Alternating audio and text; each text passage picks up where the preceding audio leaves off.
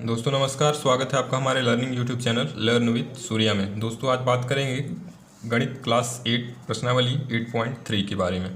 तो मेनली जो ये इसमें जो है वो टॉपिक है चक्रवृद्धि ब्याज का। तो पहले वाले जो वीडियो में हमने बताया हुआ था, तो पहले वाले वीडियो में पूरा साधारण ब्याज का पूरा जो भी चीज़ होता है साधारण ब्याज के अंदर जितना भी टॉपिक होता है सारा चीज़ हमने पिछले डिटेल में एक वीडियो बना दिया है साधारण ब्याज के लिए। तो वो वीडियो ज़रूर देख लीजिएगा, क्योंकि अगर वो नहीं देखेंगे तो फिर इसमें कुछ समझ में आने वाला नहीं है। क्योंकि उसमें मिश्र धन क्या होता है, मूलधन क्या होता है, ब्याज क्या होता है, समय क्या होता है, दर क्या होता है, ये सारी चीज़ें उसमें डिटेल में हमने समझा दिया है। तो वो वीडियो ज़रूर देख लीजिएगा। उसमें साधारण ब्याज कैसे निकाला जाता है, ब्याज क्या होता है, ये सारी चीज़ें उसमें डिटेल में हर चीज़ बताया हुआ है। तो उसको अगर देखेंगे तभी ये सारी चीज़ें समझ में आएंगी। और अगर आपसे पहले से ही आ रहा है ये सारी चीज़ें तो फिर स्टार्ट कर दीजिए प्रश्नावली 8.3। तो ये है चक्रवृद्धि ब्याज। तो इस वाले वीडियो में हम बात करेंगे कि चक्रवृद्धि ब्याज क्या होता है, इसके साथ साथ इससे रिलेटेड जितने भी क्वेश्चन हैं उसके बारे में हम बताएंगे और समझाएंगे इसको कैसे किया जाएगा। चलिए देखते हैं, पहले देख लेते हैं चक्रवृद्धि ब्याज होता क्या है। तो यहाँ पे हमने एक क्वेश्चन छोटा सा ले लिया है, समझने के लिए क्वेश्चन लिया है। ये बुक का क्वेश्चन नहीं, हमने एक समझाने के लिए कि आपको चक्रवृद्धि ब्याज होता है उसके लिए एक क्वेश्चन हमने छोटा सा लिया हुआ है। तो इसमें चक्रवृद्धि ब्याज को इंग्लिश में बोलते हैं कंपाउंड इंटरेस्ट, और इसको चक्रवर्ती ब्याज भी बोला जाता है। अब चक्रवर्ती क्यों बोला जाता है, इसलिए बोला जाता है इसको क्योंकि इसमें ब्याज का जो मूलधन होता है वो हर साल बदलता जाता है। जैसे साधारण ब्याज में अगर 100 रुपये का मूलधन है, तो अगर 5 वर्ष के लिए वो उसने उधार लिया हुआ है या 5 वर्ष के लिए ब्याज पे पैसा लिया हुआ है, तो 5 वर्ष के लिए मूलधन हर वर्ष के लिए 100 रुपये ही रहेगा। लेकिन इसमें क्या रहेगा कि हर वर्ष जो होगा मूलधन वो क्या होगा, वो चेंज होता जाएगा। कैसे चेंज होगा, इसमें हम इस क्वेश्चन को हल करके आपको पूरा समझा देते हैं कि इसको कैसे किया जाएगा। सबसे पहले हमने ले लिया है, तो क्वेश्चन ये है कि 100 रुपये पर 2 वर्ष के लिए 5% वार्षिक ब्याज से चक्रवृद्धि ब्याज की गणना कीजिए। तो सबसे पहले हम क्या निकालेंगे, इसमें 2 वर्ष के लिए है तो सबसे पहले इसमें भी जब भी निकालना है आपको चक्रवर्ती ब्याज या चक्रवृद्धि ब्याज निकालना है या कंपाउंड इंटरेस्ट निकालना है, तो सबसे पहले 1 वर्ष के लिए हमको पहले वर्ष के लिए इसका मिश्र धन निकालना पड़ेगा।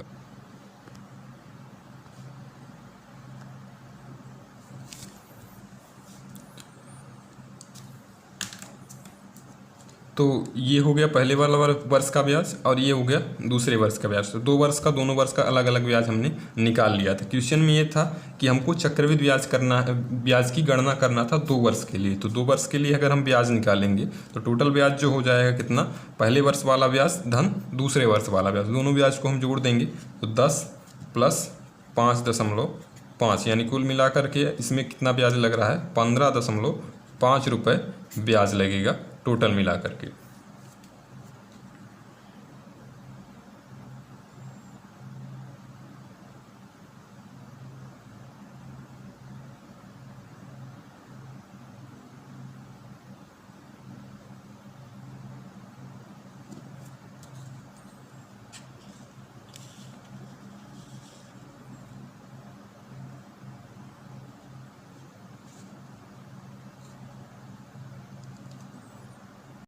तो इसमें हम सबसे पहले वर्ष के लिए ब्याज निकाल लेते हैं। तो पहले वर्ष के लिए ब्याज निकालेंगे तो फार्मूला वही रहेगा, मूलधन गुणित दर गुणे समय, यानी साधारण ब्याज के ही फार्मूले से इसको निकाला जाएगा। तो फार्मूला ये होता है कि मूलधन गुणे दर गुणे समय बट्टे 100। तो इसमें फार्मूला रहेगा 100 गुणे दर, ये मूलधन 100 रुपये था, 100 रुपये हो गया दर, और समय यहाँ पे 1 वर्ष, क्योंकि पहले वर्ष के लिए निकाल रहे हैं इसलिए समय क्या रहेगा, 1 वर्ष ही रहेगा। अगर दूसरे वर्ष के लिए निकालेंगे तो भी इसमें क्या होगा, समय 1 वर्ष का अलग अलग निकाल रहे हैं इसलिए 1 ही वर्ष समय इसमें लिखा जाएगा। तो ये हो गया इतना, अब गुणे बटे 100, तो 100 से 100 कट गया, बचा कितना, 5 गुणे 1 यानी 5। तो पहले वर्ष के लिए ब्याज जो आ गया है वो 5 रुपये आ गया है। तो इसका हम मिश्रधन निकाल लेते हैं। मिश्रधन का फार्मूला आपको पता होगा, पिछला वाला वीडियो देख लीजिए अगर नहीं पता है। तो मिश्रधन का फार्मूला क्या होता है, मूलधन धन ब्याज। तो मूलधन इसमें 100 रुपये है और ब्याज कितना निकल गया है, 5 रुपये। तो टोटल मिलाकर कितना हो जाएगा, 105 रुपये। अब एक यहाँ पे मिश्रधन हमने क्यों निकाला है, मिश्रधन निकालने का मतलब ये है कि जो यही जो चक्रवृद्धि ब्याज और जो साधारण ब्याज होता है, इसमें दोनों में यही एक अंतर होता है कि साधारण ब्याज में हर वर्ष यानी 5 वर्ष तक रहेगा। अगर ब्याज 5 वर्ष के लिए ले रहा है कोई पैसा, तो उसमें हर वर्ष जो होगा मूलधन सेम रहेगा, 100 रुपये रहेगा। लेकिन चक्रवृद्धि ब्याज में क्या होगा, हर साल मूलधन चेंज होता जाता है और जो पहले वाले साल का मिश्र धन होता है वो दूसरे वाले साल का मूलधन बन जाता है। तो दूसरे वर्ष के लिए ब्याज निकालेंगे तो दूसरे वर्ष के लिए ब्याज। अब इसमें सारी चीज़ें वही रहेंगी, सिर्फ मूलधन चेंज होगा और मूलधन कितना हो जाएगा 105 रुपये, क्योंकि जो पहला वाला मिश्र धन है पहले वर्ष के लिए वही दूसरे वर्ष के लिए क्या हो जाएगा मूलधन हो जाएगा। तो 105 गुणे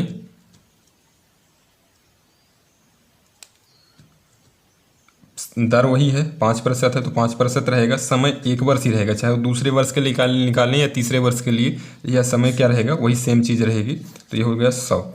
अब यहाँ पे अगर हम काटेंगे तो ये हो गया कितना कटेगा, तो ये आ गया 5 एकम 5 और 20 पंचे 100, यानी 105 ऊपर बचा हुआ है, नीचे कितना है 20 है। तो डायरेक्ट हम इसको अगर काटते हैं तो ये हो जाएगा 20 पंचे 100, यानी 5 आ गया, बचेगा 5, दशमलव लगाएंगे तो 0 हो जाएगा, यानी 5 दूनी 10 और ये एक फिर से बचेगा 2 40 10 हो गया। ठीक है, तो इतना अगर हम करते हैं तो 5.2 रुपये ये आ गया है दूसरे वर्ष के लिए ब्याज। तो पहले वर्ष का ब्याज कितना आ गया था 5 रुपये और दूसरे वर्ष के लिए कितना आ गया है 5.2 रुपये। तो अतः टोटल ब्याज जो हो जाएगा, यानी दो वर्ष के लिए टोटल चक्रवृद्धि ब्याज जो हमसे पूछा गया था चक्रवृद्धि ब्याज निकालना है, तो क्या हो जाएगा पहले वर्ष का ब्याज ये रहेगा और दूसरे वर्ष का ब्याज ये हो जाएगा, यानी कुल चक्रवृद्धि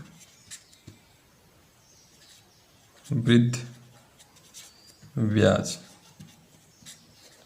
बराबर पहले वर्ष वाला 5 वर्ष है तो 5 हो गया, यानी 5 रुपये था तो 5 हो गया, और दूसरे वर्ष के लिए कितना 5.2 रुपये, यानी कुल मिलाकर के कितना हो जाएगा 10.2 रुपये टोटल मिलाकर के ब्याज लगेगा 2 वर्ष के लिए। तो हमेशा जब भी चक्रवृद्धि ब्याज की गणना करेंगे तो चक्रवृद्धि ब्याज की गणना साधारण ब्याज की गणना से ज़्यादा होगी, यानी चक्रवृद्धि ब्याज की दर अगर लग रहा है तो ज़्यादा ब्याज देना पड़ेगा, अगर साधारण ब्याज का लग रहा है तो क्या हो जाएगा वो कम पैसा देना पड़ेगा वापस करते समय। तो ये टोटल हो जाएगा।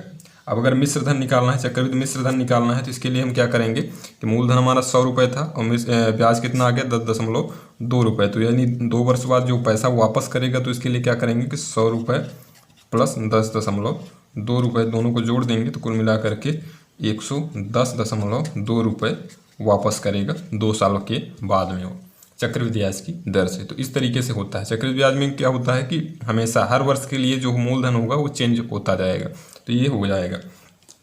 अब इसको निकालने का एक सिंपल सा फार्मूला होता है, यानी एक अलग से ही फार्मूला होता है जिसको हम निकाल सकते हैं चक्रवृद्धि मिश्र धन डायरेक्ट हम निकाल सकते हैं। तो कैसे निकालेंगे, इसके लिए हम अगला वाला क्वेश्चन एक अपनी प्रश्नावली से ले लेते हैं, यानी प्रश्नावली 8.3 से ले लेते हैं, उसमें अगर हम बता देंगे तो सारी चीज़ें आपको क्लियर हो जाएंगी। चलिए देखते हैं क्वेश्चन क्या है। तो क्वेश्चन ये है कि पहला नंबर क्वेश्चन है कि 10,800 रुपये पर 3 वर्ष के लिए 12 से ही 1/2 वार्षिक दर से वार्षिक संयोजन करने पर चक्रवृद्धि ब्याज की गणना और कुल राशि की गणना करनी है, यानी चक्रवृद्धि मिश्र धन निकालना है, चक्रवृद्धि ब्याज कितना लग रहा है ये निकालना है। तो इसके लिए हम एक तो 2 तरीके से निकाल सकते हैं, एक तरीका जो हमने पहले बताया है और एक तरीका डायरेक्ट वाला जो डायरेक्ट फार्मूला वाला पर तरीका होता है वो भी, उससे भी हम निकाल सकते हैं। तो चलिए हम डायरेक्ट फार्मूला बता देते हैं आपको कि फार्मूले से हम कैसे डायरेक्ट चक्रवृद्धि ब्याज की गणना कर सकते हैं, चक्रवृद्धि मिश्र धन निकाल सकते हैं। चलिए देखते हैं कैसे इसको किया जाएगा। तो क्वेश्चन को हमने यहाँ पे लिख लिया है। क्वेश्चन में से जो जो चीज़ें मेन दी हुई थी उसको हमने लिख लिया। सबसे पहले इसमें दिया हुआ था मूलधन 10,800 रुपये, 10,800 रुपये हमने मूलधन लिख लिया है। दर दिया हुआ था 12 सही 1/2, तो 12 सही 1/2 को हमने डायरेक्ट सही बटे में, यानी ये मिक्स्ड फंक्शन में था, फ्रैक्शन मिक्स्ड फ्रैक्शन में था तो इसको हम नॉर्मल फ्रैक्शन में, यानी मिश्र भिन्न में था, हिंदी में अगर बोलेंगे तो मिश्र भिन्न में था, तो इसको हमने नॉर्मल भिन्न में, इसको सरल भिन्न में परिवर्तित कर लिया है। यानी इसको कैसे किया है 12 सही 1/2 को, अगर ये करना नहीं आ रहा तो एक बार देख लीजिए कैसे इसको हल किया जाता है।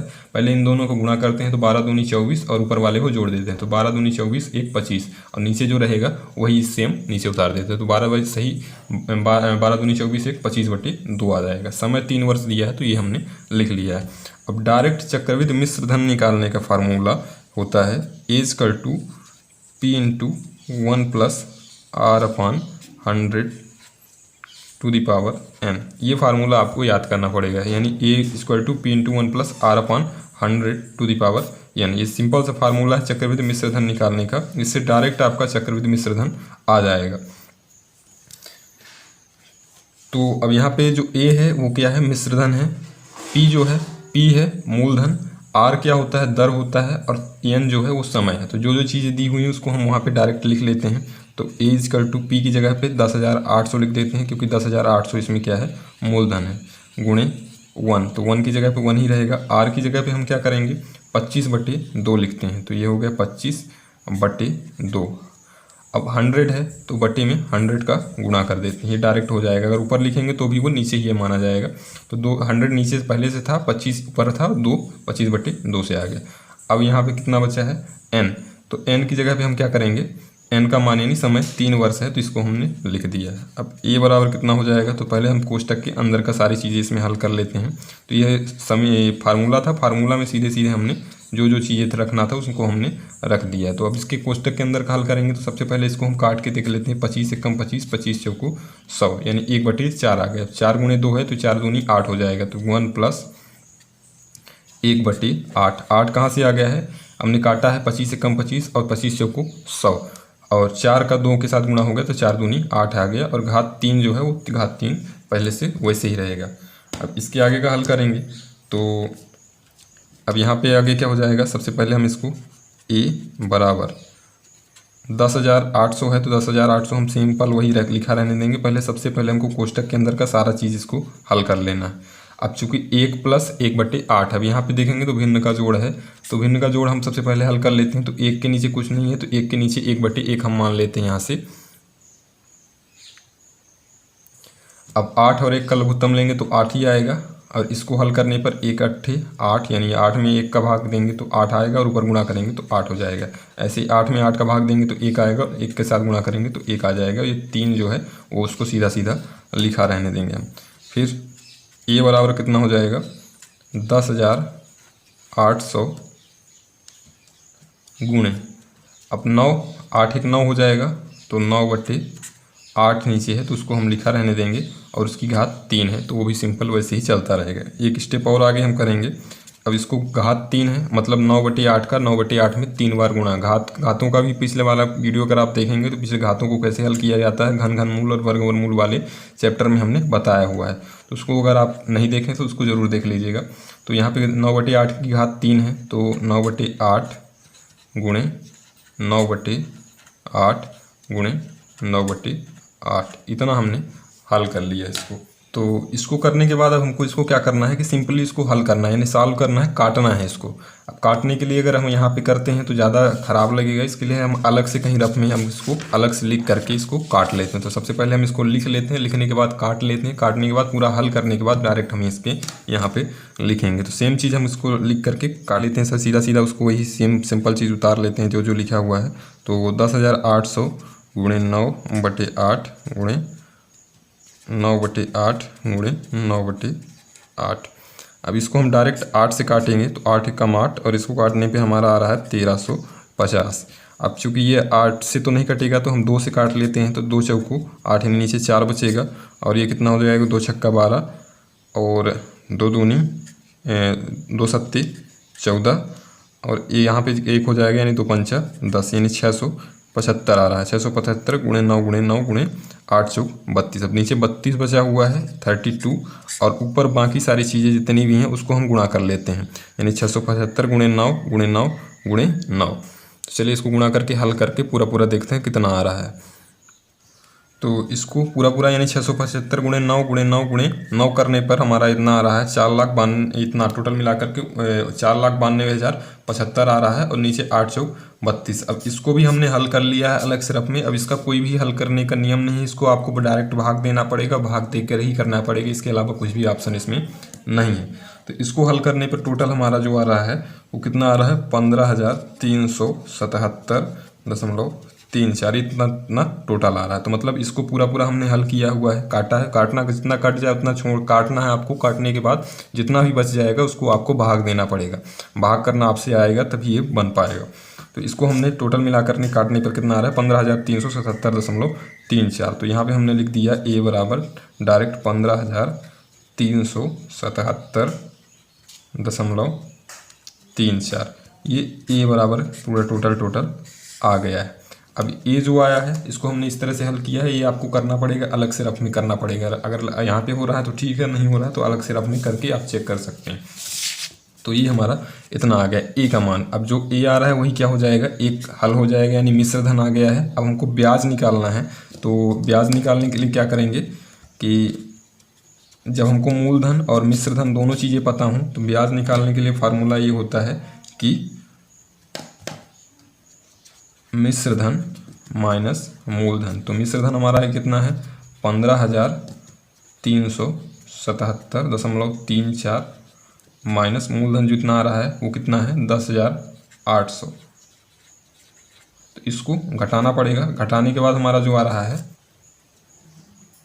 4577 यानी 4,577.34 रुपये ये ब्याज आ रहा है। तो ब्याज हमारा कितना हो गया यानी चक्रवृद्धि ब्याज 4,577.34 और मिश्र धन जो आएगा यानी टोटल राशि जो हमको लौटानी है वो कितनी हो जाएगी 15,377.34। तो ये दो हल हो। इसको हल करने के लिए सबसे पहले आपको ये फार्मूला याद करना पड़ेगा E=P×1+R/100⁴n। ये फार्मूला अगर आपको याद रहेगा तो ही आप इसको कर पाएंगे। ये फार्मूला हो गया। फार्मूले की जगह पे हमने सब चीज़ें रख दी हैं। P की जगह पे मूलधन, R की जगह पे दर रख दिया है और N की जगह पे टाइम यानी समय रख दिया है। इसको हल किया है हमने। हल करने के बाद टोटल कितना है 15,377.34। तो ये हो जाएगा मिश्र धन। और जब भी मिश्र धन और मूलधन पता रहे तो ब्याज निकालने का फार्मूला ये होता है कि मिश्र धन माइनस मूलधन, यानी मिश्र धन में से मूलधन घटा देते हैं तो ये पूरा पूरा ब्याज आ जाता है। तो ब्याज आ रहा है 4,577.34 रुपये। ये हो जाएगा इसका हल। तो ये क्वेश्चन नंबर फर्स्ट हो गया। 8.3 का क्वेश्चन नंबर फर्स्ट कंप्लीट हो गया है।